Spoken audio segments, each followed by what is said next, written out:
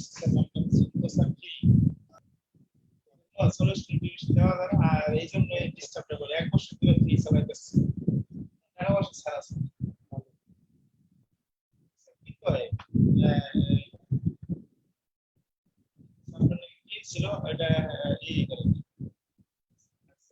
থাকলে সলিউশন আসলে সত্যি সেটা ইচ্ছা করে এই জন্য স্যার খারাপ করে কেটে যায়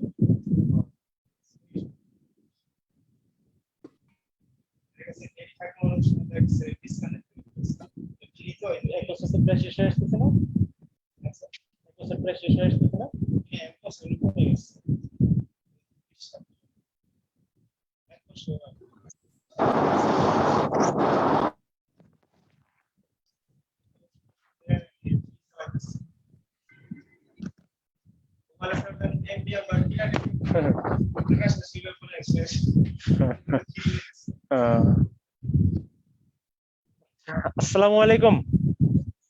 আসসালামু আলাইকুম স্যার। ওয়ালাইকুম। ভালো আছেন সবাই? আলহামদুলিল্লাহ।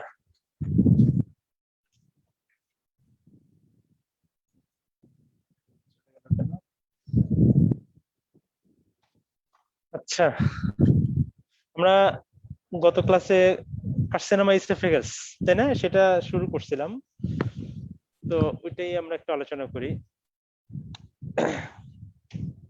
তোমরা জানো যে carcinoma oesophagus throughout length lining epithelium is squamous cell, okay, but carcinoma of the esophagus upper and middle third of the esophagus is squamous cell carcinoma and lower third is adenocarcinoma.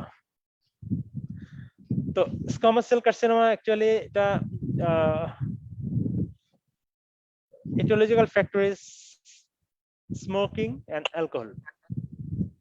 Smoking, alcohol, এবং এর adenocarcinoma that is lower third of the esophagus malignancy etiological factor is gastroesophageal reflux disease. Gastroesophageal reflux disease leads to metaplasia, dysplasia, high grade dysplasia and malignancy. এখানে actually intestinal type of epithelialization হয় due to chronic irritation, and there is also goblet cell here, and malignancy in case of chronic irritation, irritated lower esophagus is adenocarcinoma. The adenocarcinoma is gradually increasing, and squamous cell carcinoma is also increasing, but slower than adenocarcinoma. So, esophageal carcinoma actually sixth most common cause of death worldwide, but world এর কিছু জায়গাতে আছে যেখানে incidence of carcinoma of the esophagus is very high. That is cancer belt area যেটাকে বলে, যে middle of Asia, China, Iran, Caspian Sea এর যে সাইট, এই সাইটটা most commonly হয় esophageal carcinoma. এর ভিতরে in China, Indian province is China is very high. Number one malignancy is esophageal carcinoma. তো ওদের এখানে হওয়ার কারণটা অ্যাকচুয়ালি আননোন, বাট ধরা হয় যে এখানে fungal infection and nutritional imbalance হওয়ার জন্য এটা হওয়ার চান্সটা বেশি থাকে। তো যাই হোক, এখন এই স্কোয়ামাস সেল কার্সিনোমা এখানে প্রেজেন্টেশনটা কি রকম হয় আমরা গত ক্লাসে কিছুটা আলোচনা করছিলাম। আরেকটা ব্যাপার যে স্কোয়ামাস সেল কার্সিনোমা অ্যাকচুয়ালি এখানে presentation is commonly patient presents with dysphagia, but dysphagia is late presentation. So carcinoma of the esophagus presentation is usually in the late, এবং স্পেশালি যেসব এরিয়াতে সার্ভেলেন্স হয় না সেই এরিয়াগুলিতে, যেমন সাবকন্টিনেন্টে carcinoma of the esophagus presentation is dysphagia. So again, and dysphagia means that is a difficulty in deglutition, and a deglutition there is mechanical obstruction. So a mechanical obstruction হতে হলে actually আমরা জানি যে esophagus এর mucosa, submucosa, muscle and lack of serosa, এখানে সেরোজাল লেয়ারটা lacking থাকে। তো মিউকোসা এন্ড সাবমিউকোসা, এই সাবমিউকাস লেয়ারে extensive lymphatic channel, and this lymphatic channel, if malignancy penetrates through this submucous layer, it already enters in the lymphatic axis. So if there is lymphatic axis, it rapidly spread both caudally and cranially. So early dissemination, lymphatic dissemination. Actually, carcinoma of the esophagus spread in 3 routes: direct invasion, there is তোমরা জানো যে এটা esophagus-এর very closely থাকতেছে bronchus, lungs and কিছু nerve, that is recurrent laryngeal nerve, posterior থেকে sympathetic trunk. So it directly invades bronchus-এ invade করতে পারে, broncho and fistula create হতে পারে. So patient's another presentation is odinophagia. এটা rare presentation, odinophagia, that is painful deglutition. ঠিক আছে, আরেকটা presentation থাকে weight loss. If patient has more than 20% of weight loss in last 3 months, actually it has a bad prognostic factor for carcinoma of the esophagus. That is weight loss যে পেশেন্টের থাকে সেই পেশেন্টের prognostic factorটা not so good, bad prognostic factor এটা একটা। তাহলে actually এরপর আর কি প্রেজেন্টেশন থাকে, তাহলে এই যে আমরা যেটা বললাম যে local invasion, if it invades in the recurrent laryngeal nerve, so patient may present with hoarseness of voice. তোমরা জানো যে recurrent laryngeal nerve, the right side, it hooks around the right subclavian artery and then enters in the neck, and it then passes between the tracheoesophageal group. So may invade, and in case of left side, it lower down in the chest, it hooks around the arch of the aorta, ductus arteriosus যেখানে সেই লেভেলটাতে, এই লেভেলে এটা hook করে এবং it then passes upwards and then again enters in the neck and pass in between the tracheoesophageal group. So this also may invade compress or engulf by malignancy. Clear? আর কি হতে পারে? Sympathetic trunk, হ্যাঁ বলো। হ্যাঁ, regurgitation হতে পারে, যেখানে mechanical obstruction সেখানে রিগার্জিটেশন হতে পারে। হ্যাঁ, ওয়েট লস, রিগার্জিটেশন হয়, মেকানিক্যাল অবস্ট্রাকশন, ইসোফেগাসের যেখানে মেকানিক্যাল অবস্ট্রাকশন থাকবে, that is food, some residue of food persists here above the obstruction and it may regurgitate. So regurgitation is another presenting feature. But this all are sympathetic trunk involvement হলে সেক্ষেত্রে honour syndrome নিয়ে patient present করে। তোমরা honour syndrome জানো, এটা নিয়ে আর কথা বলবো না। আর as this malignancy invades the lymphatic channel, so lymphadenopathy, cervical lymphadenopathy, again cervical lymphadenopathy is advanced, even locally advanced. Another route of spread is haematogenous. তো হেমাটোজেনাস স্প্রেড কোথায় কোথায় হতে পারে? লাংসে হতে পারে, লিভারে হতে পারে, ব্রেনে হতে পারে, বোনসে হতে পারে। সো যেই সব জায়গাতে হেমাটোজেনাস স্প্রেড হবে সেই সব জায়গার উপরে ডিপেন্ড করে সেটার প্রেজেন্টেশনটা হবে। Suppose if haematogenous spread to the liver, তখন পেশেন্ট থাকবে hepatomegaly, multiple space occupying lesion in the liver, hepatomegaly, ascites, আর যদি লাংসে যায় কফ, হেমোপটাইসিস, বোনসে গেলে pathological fracture, bone pain, pathological fracture. ঠিক আছে, this all are advance presentation. তাহলে আর্লি প্রেজেন্টেশনে কি হয়? অ্যাকচুয়ালি আর্লি প্রেজেন্টেশন হচ্ছে patient very early, the patient feeling of something that is not quite right at deglutition or swallowing. Patient যখন swallow করবে তখন সে মনে হবে যে কিছু একটা আটকা, একটা ডিসকমফোর্ট এবং কিছু একটা বাধে, এরকম মনে হবে। বাট অ্যাকচুয়ালি সেটা কমপ্লিটলি ডিসফেজিয়া বা ডিসফেজিয়া করছে না। তো অ্যাকচুয়ালি এই this very early presentation, but actually এই অবস্থায় পেশেন্টটা প্রেজেন্ট করে না, ডক্টরের কাছে আসে না বা ইনভেস্টিগেশন করা হয় না। ঠিক আছে, তাহলে কার্সিনোজেনিক ইসোফেগাসের প্রেজেন্টেশন পারবা আশা রাখি। হ্যাঁ, কারো কোনো কোশ্চেন থাকলে বলো।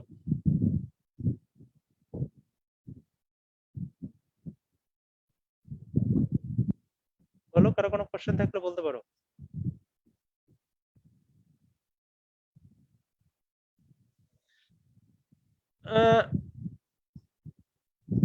গ্লোবাস সিস্টেরিকা যেটা, কোনটার কথা বললা আবার বলো তো।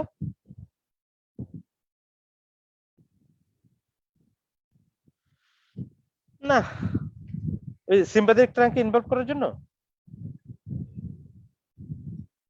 কি কারণে হয় গ্লোবাস সেন্সেশন বলো তো।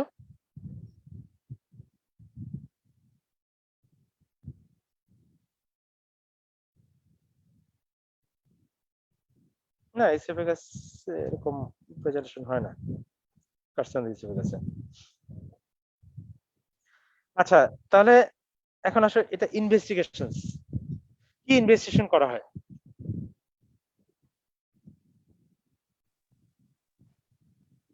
বলো তো দিয়ে একটা। স্যার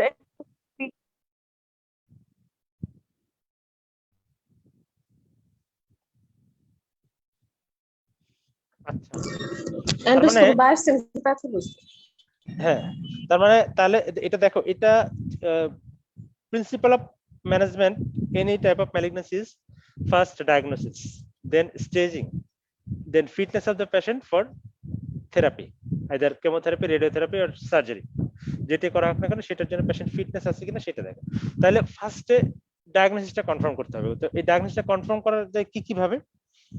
এক সময় ছিল যে বেরিয়াম সোয়ালো করলেই এটা অ্যাকচুয়ালি করে ডায়াগনোসিস করতে, বাট আপার গ্যাস্ট্রোইসোফেগাস্কোপি বা আপার জেটি এন্ডোস্কোপি, এখানে এন্ডোস্কোপি করে অ্যাকচুয়ালি এটা দেখা হয় ইন্টেরিয়র অফ দ্য ইসোফেগাস, ইসোফেগাসের যে ইন্টেরিয়র, এখানে যে প্যাথোলজি যেটা আছে, যেটা ইজ গ্রোথ, তাই তো, অবস্ট্রাকটিং কোন লেশন আছে সেটা দেখা যায়, এবং এখান থেকে tissue taken for histopathological diagnosis and brush cytology, cytological examination করা যায়, and tissue taken for histopathological diagnosis, দুইটাই করা যায়। তাহলে যেই জায়গাটাতে লেশন আছে, আলসারেশন আছে আর গ্রোথ আছে, প্রলিফারেটিভ লেশন যেখানে আছে, সেখান থেকে টিস্যু নিয়ে সেটাকে হিস্টোপ্যাথোলজিক্যাল ডায়াগনোসিস করা হলো।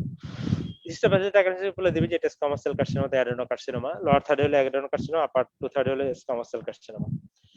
তাহলে অ্যাকচুয়ালি এটা যেমন একটা রোল, আরেকটা এই বেরিয়াম সোয়ালো, এটাও একটা ভেরি ইম্পর্টেন্ট রোল আছে for carcinoma oesophagus. Barium swallow করলে কি তুমি দেখো, এই যে টিস্যু ডায়াগনোসিসটা হলো উইথ হেল্প অফ এন্ডোস্কোপি, তাই তো। এন্ডোস্কোপি করে অ্যাকচুয়ালি এক্সাক্ট লেন্থটা খুব ভালো বোঝা যায় না, এটা আবার বেরিয়াম সোয়ালো করলে ভালো বোঝা যায়। তাহলে বেরিয়াম সোয়ালো করলে কি পাওয়া যাবে? Red tail appearance. আচ্ছা, প্রথমে হলো persistent irregular filling defect. Red tail পাওয়া তুমি একটু লর থার্ডে যদি হয় সেই ক্ষেত্রে রেড টেল পাওয়া যায়, red tail appearance. Actually red tail অ্যাপিয়ারেন্সটা এটা প্যাথোগনমিক না। এই রেড টেল অ্যাপিয়ারেন্স দেখতে অনেকটা ইসের মতো, যে এটা এটা এই ফিচারটা দেখে অ্যাকচুয়ালি ডিফারেন্সিয়েট করা very difficult, there is just carcinoma esophagus আর অ্যাকালেশিয়া কার্ডিয়া। ঠিক আছে, তারপরেও কার্সিনোমা ইসোফেগাসের একটা one of the findings is red tail appearance. আর কি পাওয়া যাবে? তাহলে তোমাকে প্রথম হলো যে persistent irregular filling defect. Persistent বলার উদ্দেশ্যটা হচ্ছে যদি পেরিস্টালসিস থাকে একটা সাইডে, যেই সাইডে সেখানটাতে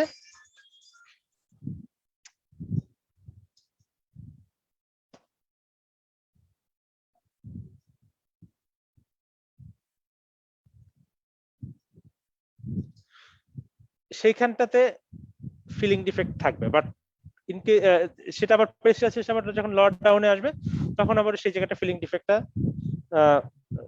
থাকবে না, তখন আবার ওখানে আবার ব্যারিয়ার থাকবে। তো এই জন্য in case of carcinoma esophagus or stricture there is persistent filling defect, এবং in case of malignancy persistent irregular filling defect. Clear, বুঝতে পারছো? এবং এর সাথে থাকে শোল্ডারিং ইফেক্ট, দ্যাট ইজ যেটাকে বলে অ্যাপেল কোর অ্যাপিয়ারেন্স। এই অ্যাপেল কোর অ্যাপিয়ারেন্স, এই যে শব্দটা, যে কটা টার্ম আমি বললাম, persistent irregular filling defect, shouldering effect, apple core appearance, এই তিনটা শব্দ তুমি গ্যাস্ট্রোইন্টেস্টাইনাল ট্র্যাক্টের যেখানে ম্যালিগন্যান্সি থাকুক না কেন, বেরিয়াম এক্সরে যদি করা হয়, barium swallow, barium meal, barium follow through, barium enema, সব জায়গায় কার্সিনোমা কোলন এই একই ফিচার পাওয়া যাবে, persistent irregular filling defect, shouldering effect and apple core appearance. ঠিক আছে, তারপরে তাহলে এটা এই একটা ফিচার দেখে এটা বোঝা যায় যে এটা ম্যালিগন্যান্সি কিনা।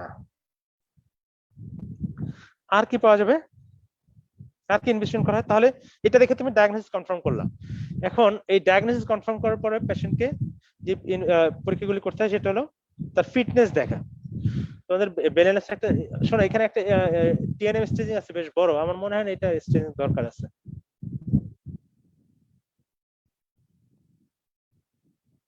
ফ্লো চার্ট আছে ব্যালেন্স ল্যাবসে, তোমরা একটু দেখে নিও যে এখানে দেখো, is the patient fit for surgery, তার মানে তুমি ডায়াগনোসিস কনফার্ম হলো, হিস্টোপ্যাথোলজি করে ডায়াগনোসিস কনফার্ম হলো। এরপরে দেখো যে পেশেন্ট ফিট ফর সার্জারি, তার মানে পেশেন্ট সার্জারির জন্য ফিট কিনা সেই ইনভেস্টিগেশন করতে হয়। আমরা কিন্তু এখানে স্টেজিং ইনভেস্টিগেশন যাই নাই,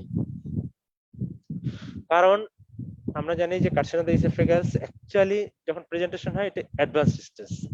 সো যে পেশেন্টের ডায়াগনোসিস সেই পেশেন্টকে ধরে নেওয়া হয় যে পেশেন্টটা অ্যাডভান্সড, আইদার লোকাল অ্যাডভান্সড অথবা ডিস্টাল মেটাস্টেসিস।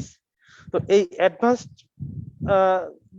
একটা পেশেন্ট, যে পেশেন্ট থাকবে এর আসলে সার্জারি করা যাবে কিনা সেটা আগে দেখতে হবে। এটা একটা এক্সটেন্সিভ সার্জারি, একটা লেন্দি সার্জারি, একটা কমপ্লিকেটেড সার্জারি। সো এটা করার জন্য পেশেন্ট ফিট কিনা সেটার জন্য তাকে জেনারেল ইনভেস্টিগেশন গুলি করে নিতে হবে, তারপরে proceed further.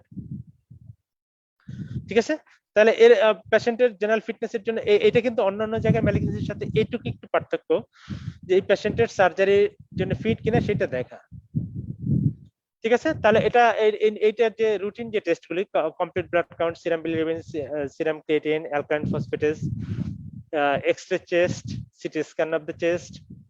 City scan of the chest actually এখানে এটা for staging, local staging, as well as পেশেন্টের লাংস ইনভলভমেন্ট আছে কিনা সেটা দেখা, এবং যে পেশেন্টের লোকালি ইনভেশন থাকে এবং লাংস ইনভলভমেন্ট থাকে সেই পেশেন্টটা অ্যাকচুয়ালি সার্জারির জন্য ফিট না। সো এটা স্টেজিং এর জন্য হেল্প করে এবং পেশেন্টের ফিটনেস দেখার জন্য হেল্প করে। ঠিক আছে, তারপরে আর কি করা হয়?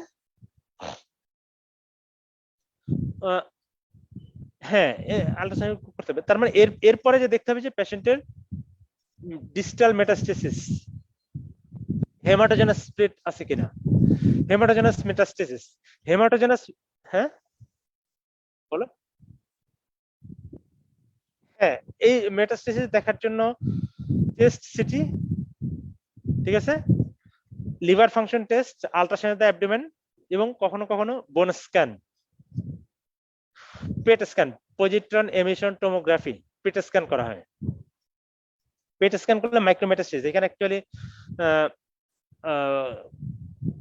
ট্রেসার যেটা, সেই ট্রেসারটা গ্লুকোজের সাথে ট্যাগ করে পেশেন্টকে ইন্ট্রোডিউস করা হয়, এবং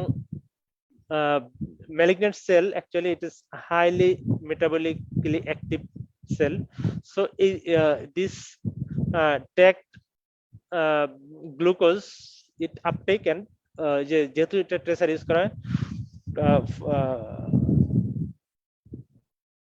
সেই জন্য এখানে এটা যখন স্ক্যান করা হয় তখন ওই জায়গাটাতে focus of that side can be identified. তার মানে এটা হলো স্ক্যানিং, পজিট্রন এমিশন টোমোগ্রাফি। তো এইগুলি করে দেখা হলো যে পেশেন্টের হেমাটোজেনাস স্প্রেড আছে। তো হেমাটোজেনাস যে পেশেন্টের স্প্রেড থাকে তার অ্যাকচুয়ালি সার্জারি বা জন্য এই পেশেন্টগুলো সার্জারি করে কি লাভ হবে তার? যে পেশেন্টের লিভার মেটাস্টেসিস আছে, বনি মেটাস্টেসিস আছে, সেই পেশেন্টকে সার্জারি করার উদ্দেশ্য অ্যাকচুয়ালি কিউরেটিভ থাকে না, তখন পেলিয়েটিভ কিছু করা হয়। তার মানে এই পেশেন্টের পেলিয়েটিভ প্রসিডিউরে চলে যাবে। তারপরে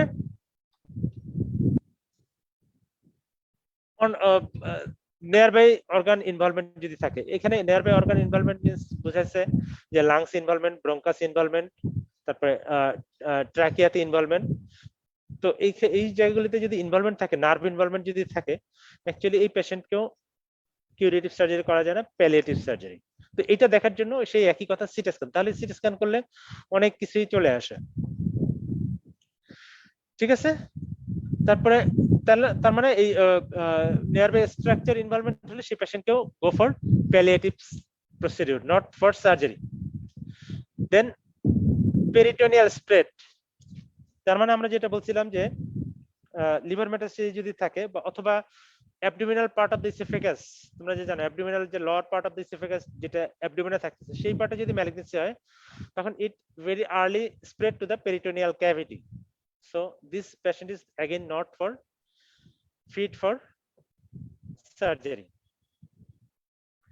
বাট লিম্ফেটিক মেটাস্টেসিস যদি থাকে তখন সেটাকে অ্যাসেস করা যে এই লিম্ফেটিক মেটাস্টেসিস আছে কিনা, এটা কিভাবে অ্যাসেস করা যায়?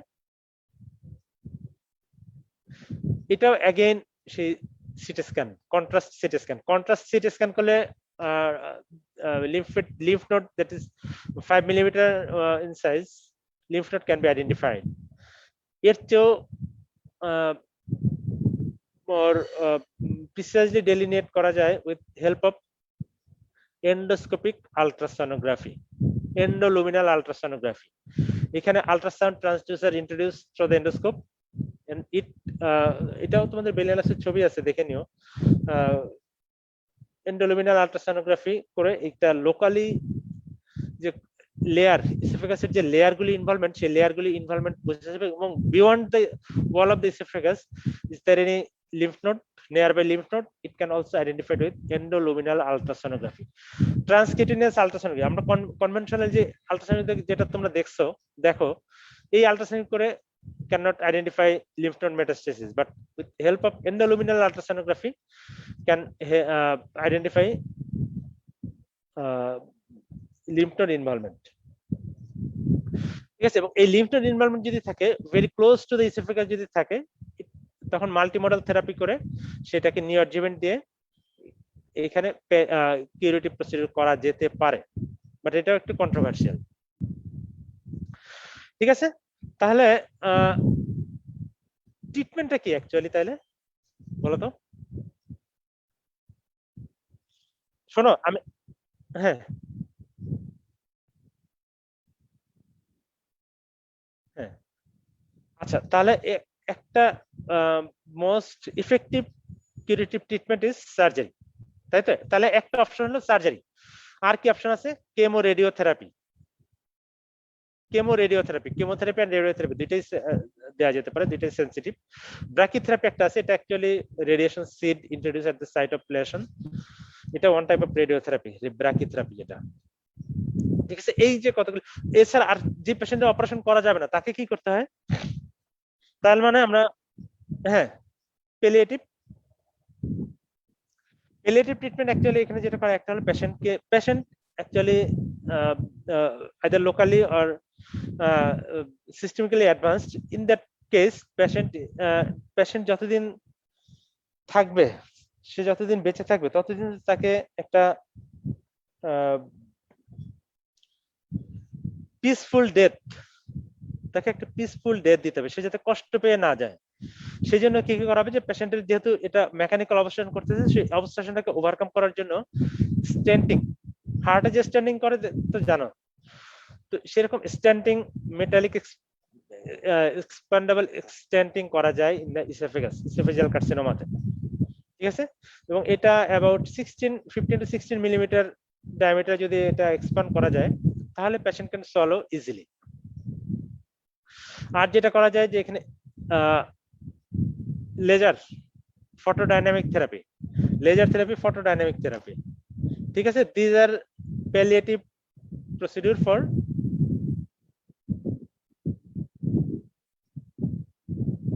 আসলে অনলাইনে না হয় না সুন্দর করে, এই যে ডাইরেক্ট ক্লাসগুলো নিতে পারলে অনেক ছবি টবি দেখায় সুন্দর করে বলা যেত, খুব একটা ইফেক্টিভ হচ্ছে না। হ্যাঁ, স্লাইড শেয়ার দেওয়া যায় না? আচ্ছা ঠিক আছে, নেক্সট ক্লাস থেকে আমরা ওইভাবেই দিব। ছবিগুলো ইম্পর্টেন্ট, ছবিটা থাকলে দেখলে তোমাদের জন্য সুবিধা হতো। নেক্সট ক্লাস থেকে আমরা ওইভাবেই আগাবো।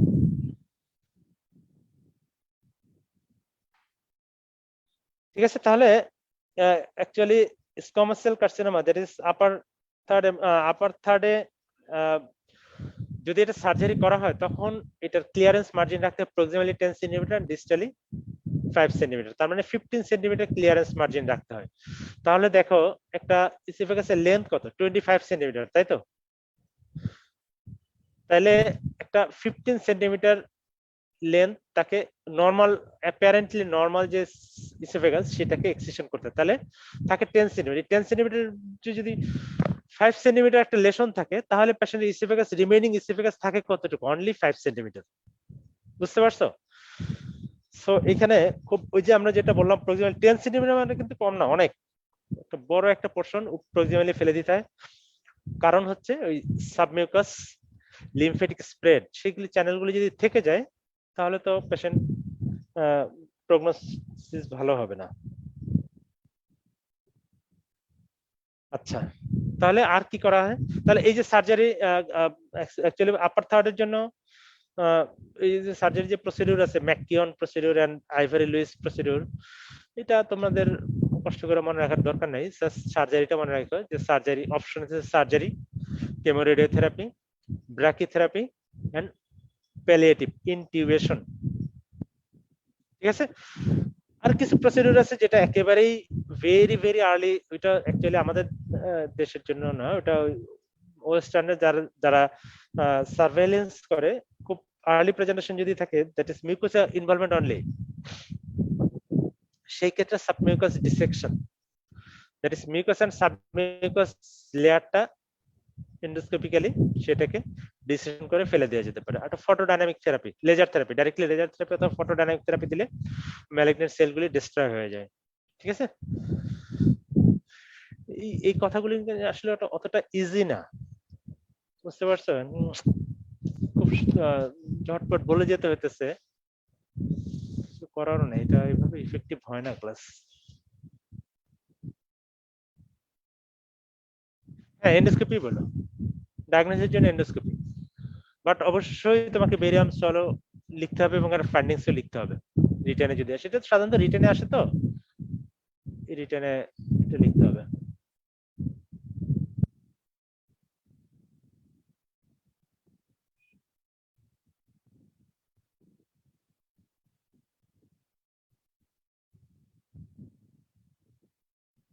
বলো তো, কারো কোনো কোশ্চেন থাকলে বলো তো এখান থেকে। নাই? অ্যাকালেসিয়া কার্ডিয়া জানো নাকি তোমরা কিছু সম্পর্কে? ও, টাইম শেষ হয়ে আসছে। অ্যাকালেসিয়া কার্ডিয়া অ্যাকচুয়ালি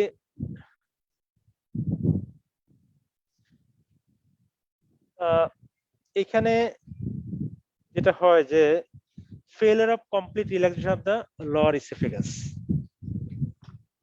lower esophagus-টা এখানে tonically contracted থাকে এবং এটা রিল্যাক্স হয় না, এটাই হলো অ্যাকালেসিয়া।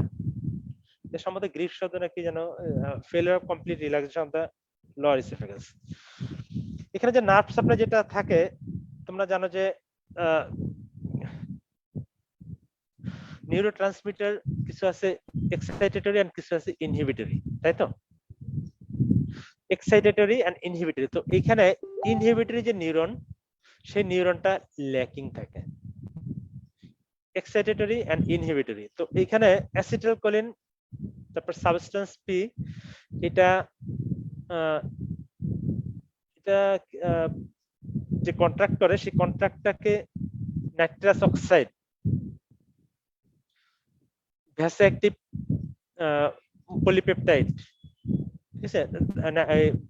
Acetylcholine and substance P, these are in sorry, এটা এটা এটা হলো কন্ট্রাক্ট করে রাখতেছে, ঠিক আছে। সো এটার রিল্যাক্স করার জন্য দরকার হয় nitrous oxide and vasoactive polypeptide. So এই সাবস্টেন্সটা রিলিজ হতে পারে না যেটা নার্ভ ডিস্টারবেন্স।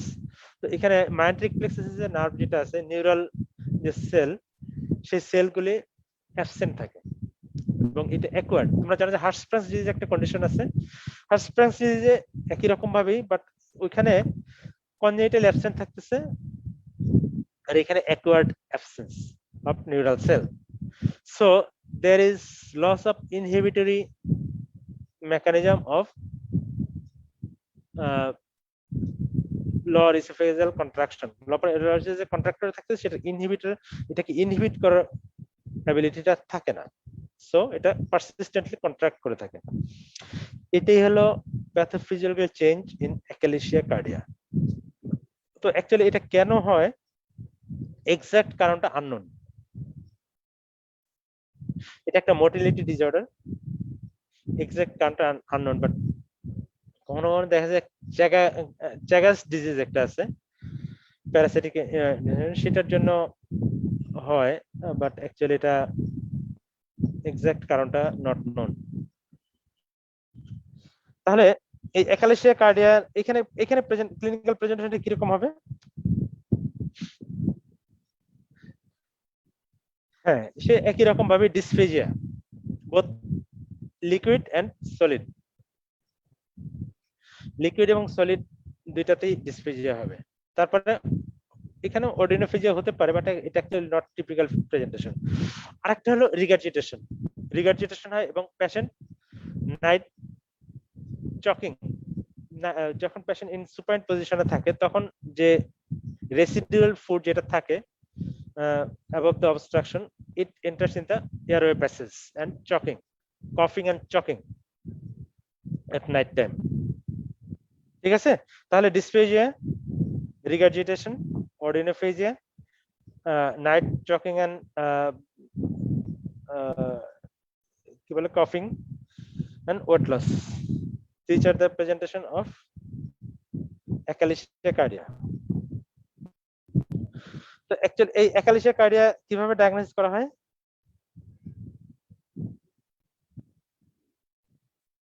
হ্যাঁ, তার মানে এখানে ম্যানোমেট্রিটা খুব ইম্পর্টেন্ট। ম্যানোমেট্রি, এই যে আমরা যেটা বলছি যে লোয়ার ইসোফেগাসে যে কন্ট্রাকশন করে আছে, এখানে প্রেসারটা অনেক বেশি হয়ে যায়। আমরা প্রথম ক্লাসে বলেছিলাম যে লোয়ার ইসোফেগাস, লোয়ার স্ফিংক্টার যে প্রেসার, এটা থাকে 15 to 25 মিলিমিটার মার্কারি, এবং in case of achalasia cardia this pressure usually more than 100 millimetre mercury. তো ইসোফেজিয়াল ম্যানোমেট্রি যদি করা হয় তাহলে দেখা যাবে যে এখানে টনিক্যালি কন্ট্রাক্টেড লোয়ার ইসোফেগাস। আরেকটা কন্ডিশন আছে নাট ক্র্যাকার ইসোফেগাস, যেখানে আরো আরো আরো টনিসিটিটা আরো বেশি থাকে, এখানে 200 মিলিমিটার মার্কারি প্রেসার থাকে। এটা আরো এটা এক্সট্রিমলি রেয়ার একটা কন্ডিশন, ঠিক আছে। তাহলে তার মানে অ্যাকালেসিয়া কার্ডিয়াতে ইনভেশনে ইসোফেজিয়াল ম্যানোমেট্রি করলে দেখা যাবে টনিক্যালি কন্ট্রাক্টেড লোয়ার ইসোফেগাস, ঠিক আছে। এবং প্রক্সিমাল ম্যানোমেট্রি করলে আবার প্রক্সিমাল সাইডে দেখা যায় প্রক্সিমাল, এটা এক সময় উপর পোরশনটা পেরিস্টালসিস হতে হতে এক সময় অ্যাপেরিস্টালটিক হয়ে যায় এবং এটা ডাইলেটেড হয়ে যায়। অ্যাপেরিস্টালটিক, এটা ওই অবস্ট্রাকশন কন্ট্রাকশনটাকে ওভারকাম করার জন্য পেরিস্টালসিস, ভিগারাস পেরিস্টালসিস করতে করতে একসময় অ্যাপেরিস্টালটিক হয়ে যায়, মোটিলিটি ডিসঅর্ডার হয়ে যায় অ্যাকচুয়ালি, ঠিক আছে। তারপরে যার একটা তোমরা যেটা বললা যে বেরিয়াম সল, বেরিয়াম সল করলে কি পাওয়া যাবে এখানে? হ্যাঁ, বার্ড বিক অ্যাপিয়ারেন্স, দেখতে পাখির ঠোঁটের মতো। তার মানে এই যে লোয়ার ইসোফেগাসটা এখানে ট্যাপারিং হয়ে যায়, ন্যারোইং হয়ে যায়, পেন্সিল টিপ, দেখতে পেন্সিল টিপের মতো, পেন্সিল টিপ অ্যাপিয়ারেন্স, বার্ড বিক অ্যাপিয়ারেন্স, এটা এখন এটাকে বলে সুন্দর করে বার্ড বিক অ্যাপিয়ারেন্স, ঠিক আছে। আর প্রক্সিমালি কি হবে?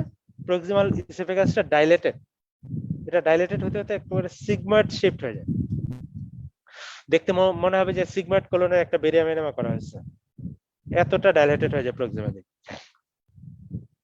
ঠিক আছে। আরেকটা হলো previous food residue present, and lack of peristalsis. ঠিক আছে, তাহলে এই ফিচারগুলি পাওয়া যায়। আর একটা হলো ফ্লুইড লেভেল পাওয়া যায়। এখানে যেহেতু এই কি বলো ফ্লুইড এবং ফুড রেসিডিউ যেটা থেকে যায়, সেই জন্য এখানে একটা ফ্লুইড লেভেল পাওয়া যেতে পারে। তার মানে তাহলে কি কি পাওয়া যাবে বেরিয়াম সলভ করলে? sigmoid shape dilated esophagus, food residue, pencil tip or bird beak appearance and fluid level পাওয়া যেতে পারে অ্যাকালেশিয়া কার্ডিয়াতে। ঠিক আছে, ট্রিটমেন্ট কি হবে? ট্রিটমেন্ট ভেরি সিম্পল, অপশন আছে কিছু। একটা আছে ড্রাগ, একটা আছে ইনজেকশন, আর একটা আছে সার্জারি। ড্রাগ কি ড্রাগ ইউজ করা হয়? Calcium channel blocker. Calcium channel blocker use করলে এটা দেখা যায় যে কিছুটা রিল্যাক্স হয়, নিফেডিপিন ক্যালসিয়াম চ্যানেল ব্লকার। ঠিক আছে, আর একটা দেওয়া যেতে পারে botox, botulinum toxin injection. Endoscopy করে লোয়ার ইসোফেগাসে বোটুলিনাম টক্সিন যদি ইনজেকশন দেওয়া হয়, ইট মে রিল্যাক্স। এই লোয়ার ইসোফেগাসে তখন রিল্যাক্স হয়ে যায়, বোটুলিনাম টক্সিন। ঠিক আছে, আর কি দেওয়া যেতে পারে?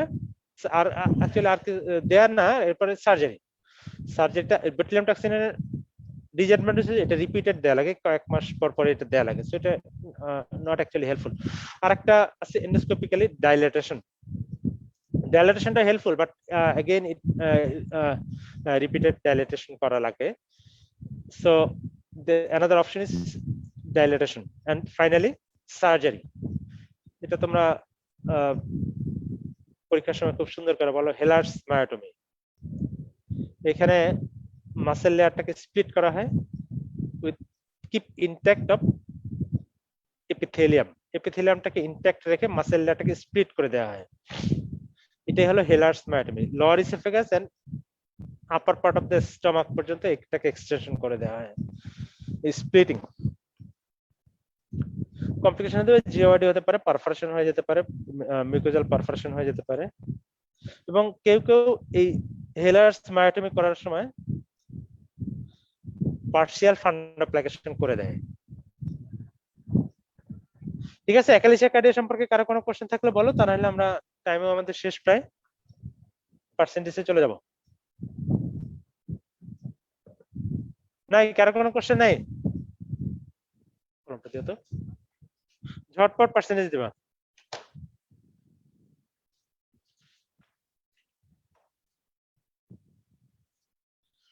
Roll number 1 2 Yes, sir. 3 Yes, sir. 4 5 Present, sir. 6 7 Ready. 8 Present, sir. 9 Yes.